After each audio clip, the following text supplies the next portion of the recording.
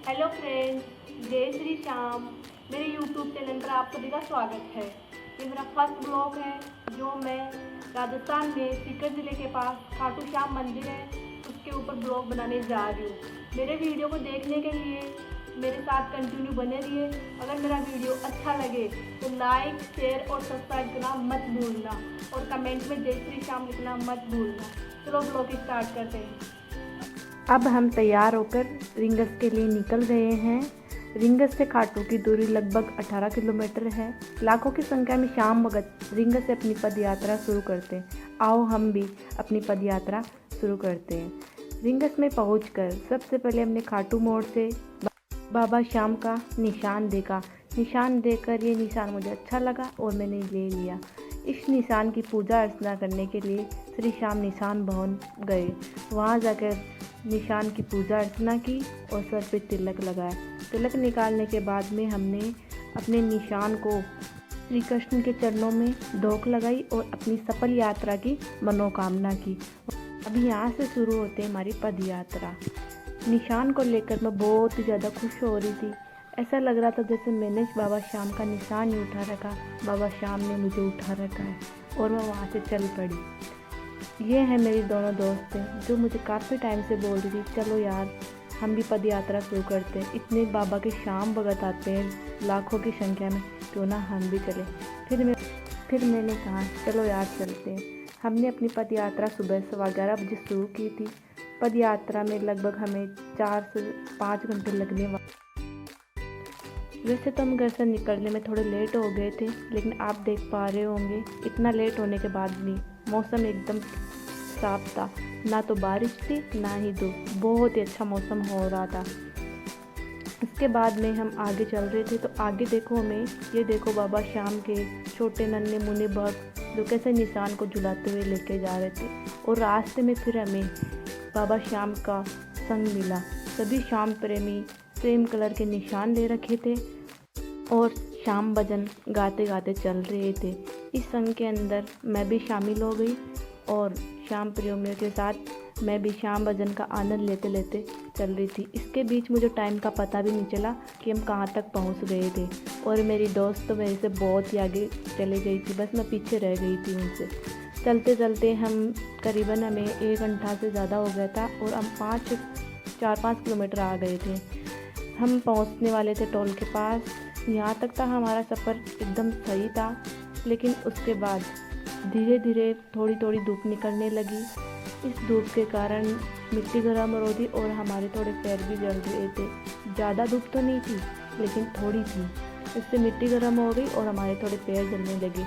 लेकिन हमने फिर भी हार नहीं मानी और हम चलते गए। अभी तक हम एक बार भी नहीं बैठे थे, कंटिन्यू चल रहे थे। इसके आगे मुझे दिखी पानी की टंकी और मुझे बहुत ज़्यादा प्यास लग रही थी, इसलिए मैंने निशान स्थल के अंदर रखा। प्लीज़ आप भी ना निशान को निशान स्थल पर रखना, नीचे मत रखना। और वहाँ मैंने पानी की बोतल भरी और आगे के लिए निकल गई। सुबह से कुछ नहीं खाया था, इसलिए हम बीच में रुक के सब ने एक समोसा खाया और मैंने भी एक समोसा खाया। समोसा दिखने में ज़्यादा अच्छा तो नहीं था लेकिन थोड़ा ठीक था और भूख लग रही थी, इससे थोड़ा अच्छा ही लगा और खा लिए। इसके बाद देखो गाइस, ये है श्याम पद यात्रा करने वाले श्याम भक्तों के लिए एक नई सड़क बना दी गई है, जिस पर श्याम प्रेमी आराम से भजन गाते बातें करते हुए श्याम भक्ति में आनंदित होकर चल सकते हैं। ये सुविधा मुझे तो बहुत ही अच्छी लगी।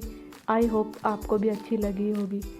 यह रास्ता सिर्फ श्याम प्रेमियों की सुविधा के लिए बनाया गया है। इसके ऊपर कोई भी बाइक गाड़ी कुछ भी अलाउ नहीं है।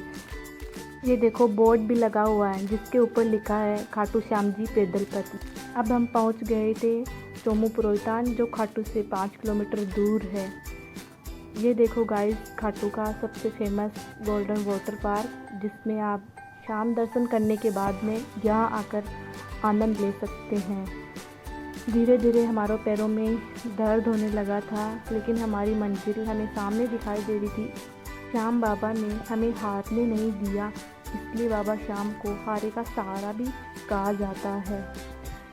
ये लो आखिरकार हम तोरण द्वार पहुँच गए। एक बात बताऊँ दोस्तों, रास्ते में चाहे कितनी भी थकान हो, लेकिन बाबा श्याम के इस तोरण द्वार को देखकर इतना सुकून मिलता है ना कि पूरी थकान ही दूर हो गई हमारी। इसके बाद मैंने राधे राधे का तिलक लगाया और आगे बढ़ी। मैं अपनी पद यात्रा को पूरी करके बहुत ही ज़्यादा खुश हो रही थी। मुझे लग भी नहीं रहा था कि मैं 18 किलोमीटर दूर पैदल यात्रा करके आई हूँ। सभी श्याम प्रेमी यहाँ तोरण द्वार के साथ फ़ोटो ले रहे थे। हम इसके बाद दर्शन के लिए निकलते हैं। मेरे पैरों में छालों के जैसे थोड़ा दर्द हो रहा था, इसलिए हम थोड़ा धीरे चल रहे थे। रास्ते में थोड़े पत्थर भी थे, इसलिए वो भी चुभ रहे थे। श्याम मंदिर के पास पहुंचकर हमने बाबा श्याम के लिए प्रसाद लिया और श्याम गलियों से गुजरते हुए हम श्याम मंदिर के पास गए। वहाँ जाके हमने लाइनों के पास हमारे बाहर ही निशान ले लिए गए। निशान में से हमने अपनी ध्वजा निकाली और नारियल निकाल कर हमने हाथ में ले लिया और लाइनों की ओर बढ़े। लाइनों के पास आप देख पा रहे होंगे बहुत ही ज़्यादा भीड़ थी। सभी श्याम प्रेमी बाबा श्याम के दर्शन करने के लिए इतने उत्सुक हो रहे थे ना कि जैसे मैं भी हो रही थी। मैं भी बहुत ज़्यादा खुश हो रही थी बाबा के दर्शन पाने के लिए। लेकिन अभी बाबा श्याम के पट बंद थे और 4:15 बजे खुलने वाले थे। मुझे तो पता था क्योंकि मैं यहीं की रहने वाली हूँ। सभी श्याम प्रेमी बहुत उदास हो रहे थे, लेकिन शाम पट खुलने के बाद आप देख रहे हैं इनकी हंसी। ये लो 4:15 हो गई और बाबा श्याम के पट खुल गए और बाबा श्याम को हमें लाइव भी दिखाया जा रहा है। आप बाबा श्याम के दर्शन यहाँ लाइव कर सकते हैं। इसके बाद हम आगे बढ़े और यहाँ सभी श्याम प्रेमी बाबा श्याम के ज़ोर ज़ोर से जयकारे लगाते हुए आगे की ओर बढ़ रहे थे। ये है बाबा श्याम का आगे का श्याम दरबार, जो बहुत ही प्यारा है। अगर अंदर वीडियो अलाउ होगा तो मैं आपको लाइव बाबा के दर्शन कराऊंगी। कुछ ही सेकंडों में बाबा के दर्शन होने वाले हैं। यहाँ सिक्योरिटी बहुत टाइट है। ये देखो बाबा श्याम के दर्शन मैंने तो कर लिए। जय श्री श्याम, जय श्री श्याम। मैं तो बाबा के इतने अच्छे दर्शन पाकर मेरी यात्रा सफल हुई और मैं धन्य हुई। आज बाबा के दर्शन का मैंने अच्छे से वीडियो बना लिया है। ऐसा किस्मत वालों के साथ हो है, सब शीश के दाने की मेहरबानी है। श्याम बाबा से मैं दुआ करती हूँ कि आप अपनी कृपा सभी श्याम भक्तों पर बनाए रखें। नेक्स्ट ब्लॉग में जल्दी ही मिलते हैं। जय श्री श्याम, जय श्री श्याम।